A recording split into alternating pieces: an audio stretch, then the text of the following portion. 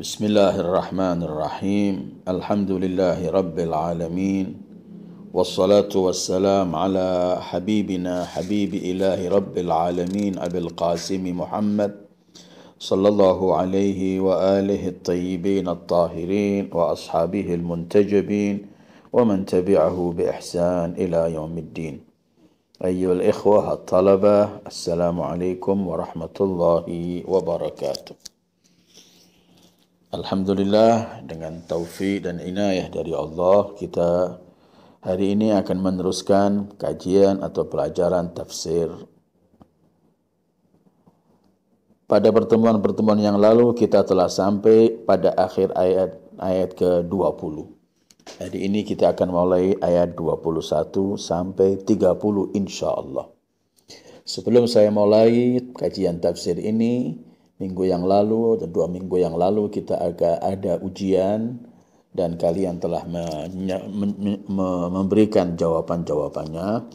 Ada satu yang perlu saya koreksi karena hampir merata ada kesalahan dalam bab 1 ini, yaitu bahwa dalil qudrah dan dalil burhan untuk kematian, dan itu salah. Sebenarnya dalil qudrah dan dalil burhan yang kita bahas dari awal dalam surat Amma yatasaalun adalah dalil untuk al-ma'ad, bukan untuk al-maut, untuk hari kebangkitan, bukan untuk kematian. Itu koreksi berkaitan dengan yang, dan kemarin jawabannya alhamdulillah insyaallah semua baik dengan nilai-nilai masing-masingnya. Sekarang kita akan masuk kepada ayat yang akan kita kaji hari ini. A'udzu billahi minasyaitonir rajim. Inna jahannama kanat mirsada lit-taghina ma'aba labithina fiha ahqaba la yadhuquna fiha bardan wala sharaba illa hamiman wa ghassaqa jazaa'an wifaqa innahum kanu la yarjuna hisaba وكذبوا بآياتنا كذابا وكل شيء أحصيناه كتابا فذوقوا فلن نزيدكم إلا عذابا. Setelah kajian yang akhir membicarakan mengenai hari kebangkitan, ketika sudah sampai wa futihatis sama'u fakanat abwaba dan seterusnya, sekarang akan menjelaskan mengenai apa yang ada kelak di padang mahsyar. Sekarang membicarakan mengenai jahannam. Inna jahannama kanat mirsad. Sungguh neraka jahannam itu sebagai tempat mengintai. Artinya di sana para malaikat yang mengintai orang-orang di neraka jahannam. Mereka malaikat-malaikat azab yang mengintai di neraka jahannam, karena setiap orang akan melewati itu. Dan di situ ketika lewat, Allah berfirman dalam surat Maryam, wa in minkum illa wariduha kana ala rabbika hatman maqdiyya. Setiap orang akan pasti melewati jombatan di neraka jahanam itu, dan orang-orang yang bertakwa akan selamat sementara yang lainnya. Jadi ketika lewat itu, di situ ada yang mengintai para malaikat yang akan diberi tugas oleh Allah untuk menyiksa dan memasukkan mereka ke neraka. Inna jahannama kanat mirsada, tempat untuk mengintai. Untuk siapa? Lit-taghina ma'aba, bahwa menjadi tempat kembali bagi orang-orang yang melampaui batas. Orang-orang at-taghin, taghut, yakni orang-orang yang melampaui batas dalam semua perilakunya, kelak mereka lah yang akan bertempat tinggal di neraka jahanam itu. Penghuni neraka jahanam itu bagi mereka orang-orang yang melampaui batas, yang tidak mengikuti ketentuan-ketentuan Allah. Dalam ketentuan Allah memiliki ketentuan, ada batas-batas yang nggak boleh dilanggar. Sementara mereka orang-orang yang melampaui batas itu adalah orang yang menerjang semua larangan Allah dan menerjang semua, nggak mengikuti perintah Allah. Atau dalam bahasa ayat-ayat Quran lain, wa man yata'adda hududallah, siapa yang telah melampaui batas-batas ketentuan Allah. Karena itu mereka disebut taghin, orang-orang yang melampaui batas. Tetapi Allah menyebutkan lit-taghina ma'aba, tempat neraka jahanam itu tempat untuk kembalinya orang-orang yang melampaui batas. Menjadi tempat kembali bagi orang-orang yang melampaui batas. Sementara kembali itu artinya pernah di sana. Kenapa bahasa Al-Quran neraka jahanam adalah tempat kembalinya? Sementara mereka belum pernah ke sana. Orang itu disebut kembali ke tempat yang pernah ia singgahi, yang pernah ia tinggal di sana. Sementara jahanam, orang belum pernah ke sana. Tetapi bahasa Al-Quran bahwa neraka jahanam adalah tempat kembalinya. Karena begini, neraka, kita tidak akan masuk neraka kalau bukan karena perbuatan-perbuatan keji sehingga kita tergolong orang melampaui batas. Artinya begini, kita ketika melakukan kedurjanaan, ketika kita melanggar Allah di dunia, itu artinya kita telah mempersiapkan diri untuk masuk neraka. Dan kita akan kembali kepada perbuatan-perbuatan keji, hasil dari perbuatan-perbuatan keji yang kita lakukan di dunia itu. Karena itu ada orang mengatakan bahwa neraka itu Anda lah yang membangunnya.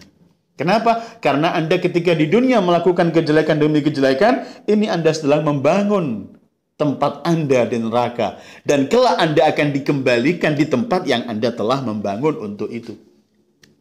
Karena itu pernah Rasul bersabda pada seseorang pemuda yang ketika ingin datang kepada Rasulullah, ingin bergabung berperang bersama Rasulullah. Rasulullah bertanya, apakah engkau masih ada kedua orang tuamu? Ketika orang itu dengan cerita yang panjang masih ada dan mereka berdua menangis, Rasulullah mengatakan, kembalilah dan jadikanlah mereka tersenyum sebagaimana kamu telah menjadikan mereka berdua menangis. Kemudian begini sabda beliau, huma jannatuka au naruk. Kedua orang tuamu itu surgamu atau nerakamu. Artinya kalau kamu berbakti maka itu akan membawa kamu ke surga. Kalau kamu durhaka maka kamu telah membangun nerakamu di dunia ketika durhaka dengan orang tua. Karena itu littagina ma'aba, neraka jahanam tempat kembalinya orang-orang yang melampaui batas. Kemudian di neraka jahanam berapa lama mereka? Allah sebutkan labithina fiha ahqaba. Mereka akan bertempat tinggal di neraka jahanam itu ahqaba, dengan masa yang lama. Hukbun jamaknya ahqab adalah masa yang tidak tertentu, artinya yang lama, tidak ada batasnya. Ahqaba, mereka akan tinggal di sana selama dengan waktu yang sangat-sangat panjang, yang sangat-sangat lama sekali. Terus ketika mereka di tempat itu yang sangat lama, nggak ada batas waktu tertentu, apa yang mereka rasakan? La yadzuquna fiha bardan wala syaraba. Mereka tidak merasakan kesejukan di dalamnya dan tidak pula mendapat minuman. Biasanya manusia di dunia ini kalau merasa kepanasan dari sesuatu, dia berteduh, maka kuranglah rasa panasnya. Ketika dia dahaga, dia minum, hilanglah rasa dahaganya. Sementara di neraka, sudah labithina fiha ahqaba, bertempat tinggal cukup lama di situ tanpa ada batas waktu tertentu, terus tidak pernah merasakan di dalam neraka jahanam itu dingin atau mendapatkan minuman. Di semua tempat, di semua posisi hanya panas. Tidak ada tempat berteduh. Karena kita sudah ditutup dengan api. Dari kaki sampai ke atas semuanya api, kanan, kiri dan semuanya dikelilingi api sehingga tidak ada bardan, tidak ada sedikit pun untuk mencari kesejukan, wala syaraba. Orang kalau panas biasanya dahaga kemudian ingin minum, di neraka tidak ada minum kecuali illa hamiman wa ghassaqa. Kecuali hamim, kalau ada minuman, minumannya hamim. Apa hamim itu? Air yang mendidih. Hamim adalah air yang mendidih. Ghassaqa, cairan yang keluar dari kotoran atau dari kulit-kulit orang yang dibakar. Kita sebutkan nanah dan semacam itu. Kalau ada minuman, minuman air yang mendidih dan nanah, kotoran-kotoran semacam itu. Kenapa semua ini? Kenapa mereka dimasukkan ke neraka? Karena mereka taghin. Kemudian kenapa mereka harus di sana tanpa batas waktu, tidak mendapatkan kesejukan atau minuman kecuali air panas atau nanah? Jazaan wifaqa. Ini sebagai balasan setimpal. Wifaqa setimpal. Artinya mereka akan mendapatkan pahala, mereka akan mendapatkan sanksi, mereka akan mendapat siksaan sesuai setimpal dengan apa yang pernah mereka lakukan di dunia. Allah tidak pernah menambahi siksaan seseorang. Semua siksaan akan ada sesuai dengan perbuatannya. Jazaan wifaqa. Karena Allah tidak akan menzalimi. Pahala dilipat gandakan. Iya, nanti kita akan sampai ketika Allah menceritakan orang-orang mustaqim di surga. Tetapi siksaan yang Allah berikan murni dengan keadilan dan diberikan sesuai, setimpal dengan yang mereka lakukan. Mungkin ada yang bertanya, bagaimana dikatakan siksaan neraka itu setimpal? Sementara Allah sebutkan labithina fiha ahqaba, akan bertempat tinggal selama-lamanya tanpa waktu terbatas, begitu lama. Orang di dunia ini kalau maksiat umurnya paling lama 100 tahun. Kenapa kemudian harus disiksa ribuan atau jutaan tahun kalau di neraka? Sementara Al-Quran mengatakan jazaan wifaqa, setimpal sesuai dengan amal perbuatannya. Jawabannya simpel. Tidak pernah sanksi itu dilakukan sesuai dengan masa ketika ia melakukan. Tetapi sanksi itu diberikan dengan akibat dari apa yang ia lakukan, walaupun masanya sebentar. Contoh, kalau kemudian sekarang saya ngambil pulpen atau pisau kecil, saya culek mata seseorang, kemudian dia buta. Ketika saya melakukan hal ini mungkin cuma detikan atau menitan. Apakah saya akan dipenjara cuma menitan dan detikan sesuai ketika saya menculik mata itu? Sementara mata itu menjadi buta selamanya, maka saya akan mendapatkan sanksi begitu lama, bukan cuma karena waktu. Orang membunuh seseorang, kemudian mungkin sekali dia pukul, sekali dia tembak mati, detikan atau menitan. Apakah dia kemudian akan dipenjara sanksinya sesuai dengan masa yang ia lakukan ketika membunuh? Tidak. Tetapi efek dan akibat dari perbuatan yang singkat itu cukup sangat berbahaya. Begitulah kelak di akhirat, jazaan wifaqa, sesuai dengan apa yang mereka lakukan. Allah tidak akan menzalimi sama sekali. Kenapa semua ini? Innahum kanu la yarjuna hisaba. Sesungguhnya dahulu mereka tidak pernah mengharapkan perhitungan. Artinya mereka menjadi manusia-manusia semacam ini karena mereka adalah orang-orang yang alpa dengan hisab. Orang kalau selalu ingat akan dihisab di hari kiamat, pasti dia akan sadar. Pasti dia akan meninggalkan kejelekan. Orang melakukan menjadi taghin, menjadi taghut, menjadi melampaui batas, semuanya karena dulunya dalam masa hidup di dunia tidak pernah memperhitungkan bahwa ia akan dibangkitkan. Orang yang sadar ia akan dibangkitkan, ia akan ditanya, ia akan diminta pertanggungjawaban. Iya semua. Kalau orang selalu ingat ini, pasti dia akan selamat. Tetapi mereka la yarjuna hisaba. Dahulu mereka tidak pernah mengharapkan. Dalam surat Sad, Allah pernah sebutkan ayat 26. Mereka orang-orang yang berpaling dari ketentuan Allah, yang melanggar dari semua ketentuan Allah itu karena apa? Karena mereka dulunya saat di dunia tidak pernah memikirkan akan dibangkitkan. Gak pernah memikirkan hisab. Orang-orang yang berpaling ini karena mereka tidak pernah memikirkan hisab. Bima nasu yaumal hisab. Allah sebutkan bima nasu, karena mereka melupakan hari hisab, maka mereka menjadi orang berbuat durjana, dan kedurjanaan itu yang kelak akan membawa mereka masuk neraka. Innahum kanu la yarjuna hisaba. Ketika orang sudah tidak lagi memikirkan akhirat, tidak lagi memikirkan hari hisab, memikirkan kiamat, maka mereka akan seenaknya wa kazzabu bi ayatina kadzdzaba. Karena sudah enggak memikirkan akhirat, yang terjadi adalah dan mereka benar-benar mendustakan ayat-ayat kami. Biasanya orang itu pertama melakukan penyimpangan sedikit demi sedikit, akhirnya orang tidak malas sholat di waktunya. Akhirnya lama-lama tambah meninggalkan qadha sudah sholatnya, bukan di luar waktunya. Lama-lama akhirnya dia nggak sholat.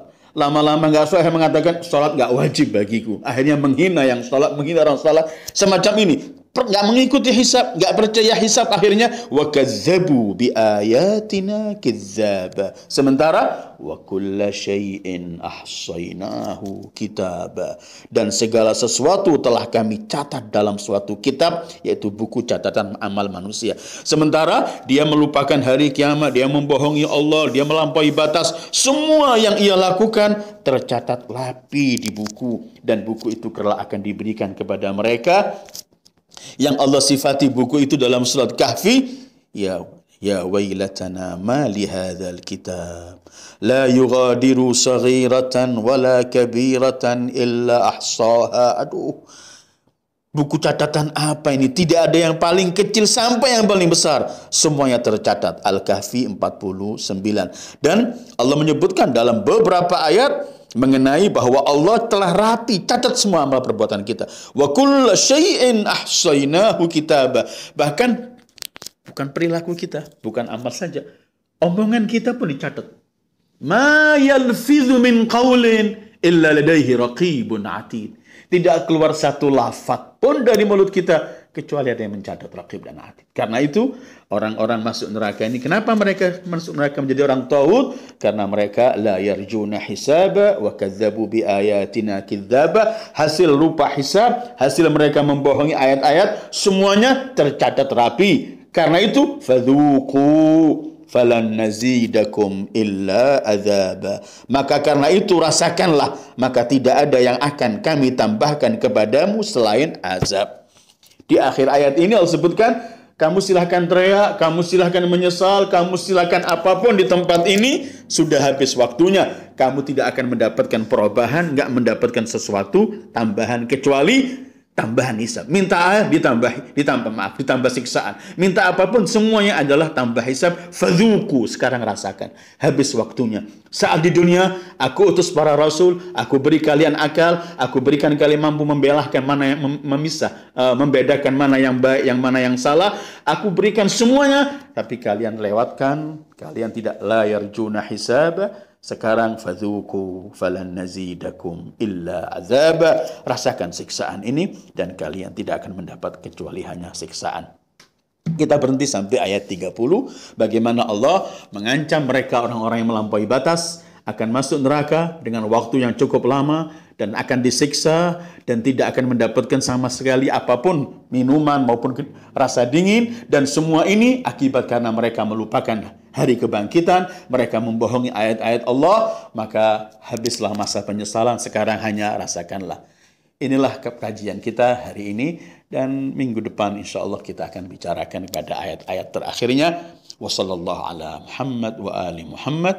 Saya selalu berharap mudah-mudahan kalian selalu lebih semangat untuk mengkaji Al-Quran, mengkaji tafsir Al-Quran, dan kemudian mudah-mudahan kalian selalu sukses dunia dan akhirat. Wassalamualaikum warahmatullahi wabarakatuh.